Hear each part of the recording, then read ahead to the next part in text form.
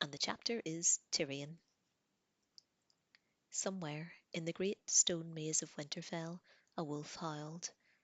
The sound hung over the castle like a flag of mourning. Tyrion Lannister looked up from his books and shivered, though the library was snug and warm. Something about the howling of a wolf took a man right out of his hair and now and his here and now, and left him in a dark forest of the mind, running naked before the pack.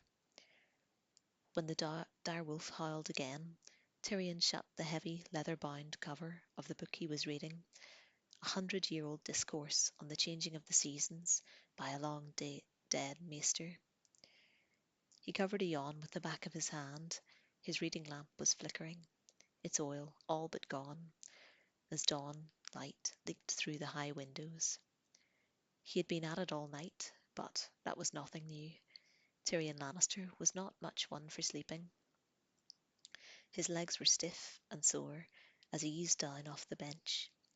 He massaged some life back into them and limped heavily to the table where the Septon was snoring softly, his head pillowed on an open book in front of him. Tyrion glanced at the title, The Life of the Grand Maester Althamir. No wonder, Jill, he had said softly. The young man jerked up, blinking confused, the crystal of his order swinging wildly on his silver chain. I'm off to break my fast. See that you return the books to the shelves. Be gentle with the Valyrian scrolls. The parchment is very dry. Uh, Aramidon's Engines of War is quite rare, and yours is the only complete copy I've ever seen. Chael gaped at him, still half asleep. Patiently, Tyrion repeated his instructions, then clapped the Septon on the shoulder and left him to his tasks. Outside, Tyrion swallowed a lungful of cold air and began his laborious descent of the steep stone steps that corkscrewed around the exterior of the library tower. It was slow going. The steps were high cut and narrow, while his legs were short and twisted. The rising sun had not yet cleared the walls of Winterfell, but the men were already hard at it in the yard below. Sandor Clegane's rasping voice drifted up to him. This boy is a long time dying. I wish you'd be quicker about it. Tyrion glanced down and saw the hound standing with young Joffrey as squires swarmed around them. At least he dies quietly, the prince replied. It's the wolf that makes the noise. I could scarce sleep last night. Clegane cast a long shadow across the hard-packed earth as his squire lowered the black helm over his head. I could silence the creature, if it please you, he said through his open visor. The boy placed a long sword in his hand, tested the weight of it, slicing the cold morning air. Behind him, the yard rang with the clangor of steel on steel. The notion seemed to delight the prince. Send a dog to kill a dog, he exclaimed. Winterfell is so infested with wolves, the Starks could never miss one. Tyrion hopped off the last step into the yard. I beg to differ, nephew, he said. The Starks can count past 6, unlike some princess I might name. Joffrey had had the grace to at least blush. A voice from nowhere, Sanders said. He peered through his helm, looking this way and that. Spirits of the air. The prince laughed, as he always laughed when his bodyguards did this Mumir's farce. Tyrion was used to it. Down here? The tall man peered down at the ground, pretended to notice him. The little Lord Tyrion, he said. My pardons, I didn't see you standing there. I am in no mood for your insolence today. Tyrion turned to his nephew. Joffrey, it is past time that you called on Lord Eddard and the lady and offer them your comfort. Joffrey looked as petulant as only a boy prince could look. What good will my comfort do them? None, Tyrion said. Yet it is expected of you. Your absence has been noted.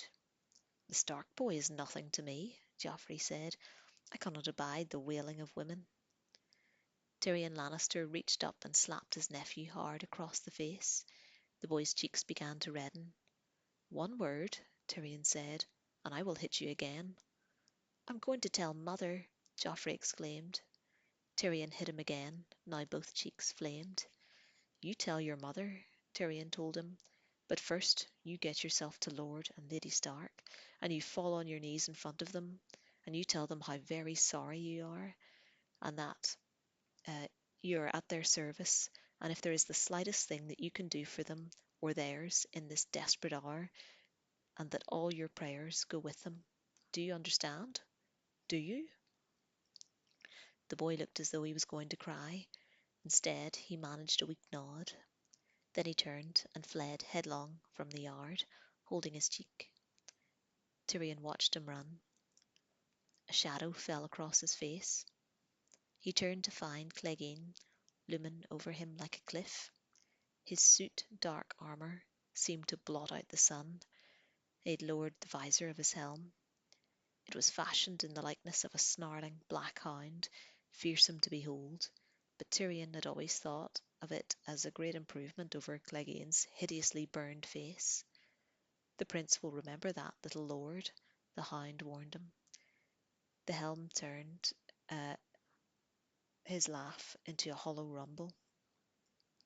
I pray he does, Tyrion Lannister replied. If he forgets, be a good dog and remind him. He glanced around the courtyard. Do you know where I might find my brother? Breaking fast with the queen. Ah, Tyrion said. He gave Sandor Clegane a perfunctory nod and walked away as briskly as his stunted legs would carry him, whistling. He pitied the first knight to try the hound today. The man did have a temper. A cold, cheerless meal had been laid out in the morning room of the guest house. Jamie sat at the table with Cersei and the children, talking in low, hushed voices. Is Robert still abed? Tyrion asked as he seated himself, uninvited, at the table. His sister peered at him with the same expression of faint distaste that she'd worn since the day he was born. The king has not slept at all, she told him. He is with Lord Eddard, and has taken their sorrow deeply to heart. He has a large heart, our Robert, Jamie said with a lazy smile. There was very little that Jamie took seriously. Tyrion knew that about his brother, and forgave it. During all the terrible, long years of his childhood, only Jamie had ever shown him the smallest measure of affection or respect, and for that Tyrion was willing to forgive him for almost anything. A servant approached. Bread, Tyrion told him, and two of those little fish, and a mug of that good, dark beer to wash them down. Oh, and some bacon, burn it until it turns black. The man bowed and moved off. Tyrion turned back to his siblings. Twins, male and female.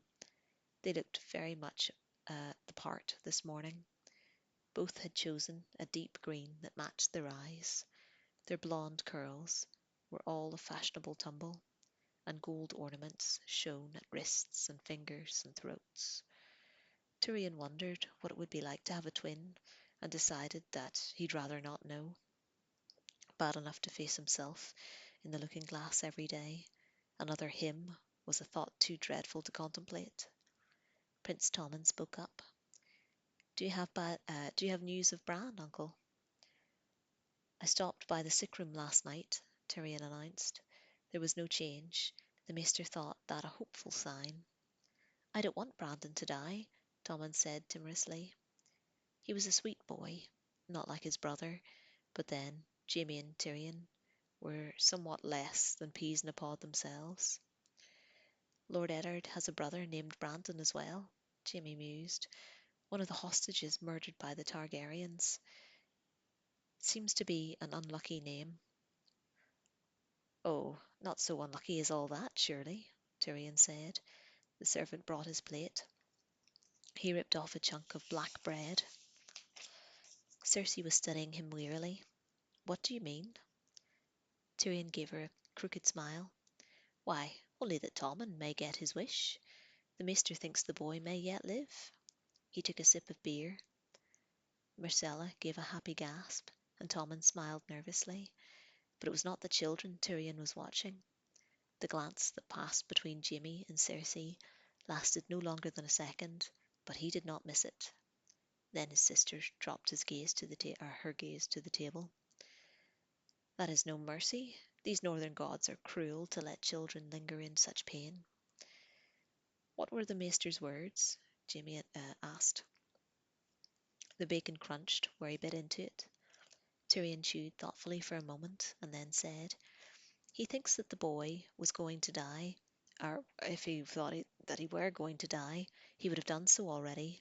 But it's been 4 days with no change. Will Bran get better, uncle? Little Myrcella asked. She had all her mother's beauty and none of her nature. His back is broken, little one, Tyrion told her. The fall shattered his legs as well. They keep him alive with honey and water, or he would starve to death. Perhaps if he wakes, he'll be able to eat real food, but he'll never walk again. If he wakes, Cersei repeated. Is that likely? The gods alone know, Tyrion told her. The maester only hopes. He chewed some more bread. I would swear that wolf of his is keeping the boy alive. The creature is outside his window day and night, howling. Every time they chase it away, it returns. The maester said they closed the window once to shut out the noise, and Bran seemed to weaken, and then when they opened again, his heart beat stronger. The queen shuddered. There's something unnatural about those animals, she said. They're dangerous, and we'll not have any of them coming south with us. Jaime said, You'll have a hard time stopping them, sister. They follow those girls everywhere. Tyrion started on his fish. Are you leaving soon, then? Not near soon enough, Cersei said. Then she frowned. Are we leaving? She echoed. What about you? Gods don't tell me that you're staying here. Tyrion shrugged. Benjen Stark is returning to the Night's Watch with his brother's bastard. I've a mind to go with him and see this wall that we've all heard so much about. Jaime smiled. I hope you're not thinking of taking up the black on us, sweet brother.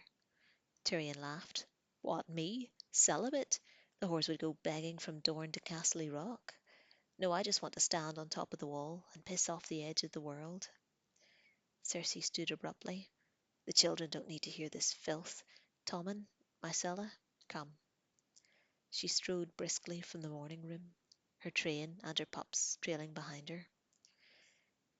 Jaime Lannister regarded his brother thoughtfully, those cool, green eyes. Stark will never consent to leave Winterfell with his son lingering in the shadow of death. He will if Robert commands it, Tyrion said, and Robert will command it.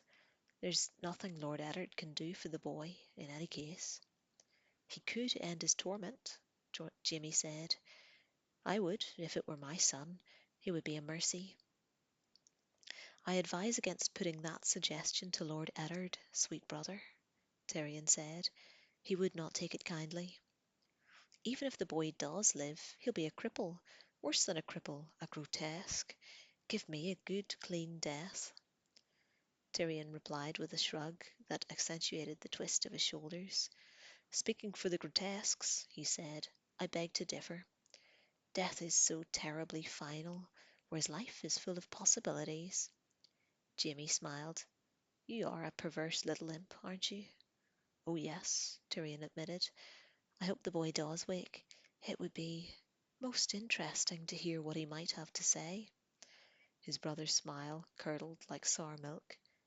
Tyrion, my sweet brother, he said darkly, there are times when you give me cause to wonder whose side you're on. Tyrion's mouth was full of bread and fish. He took a swallow of strong black beer to wash it all down, and grinned up wolfishly at Jaime. Why, Jaime, my sweet brother, he said, you wound me. You know how much I love my family. And that's the end of that chapter. It's a wee short one, but we'll keep it short. And we'll pick it up a couple of weeks' time. And thank you for listening.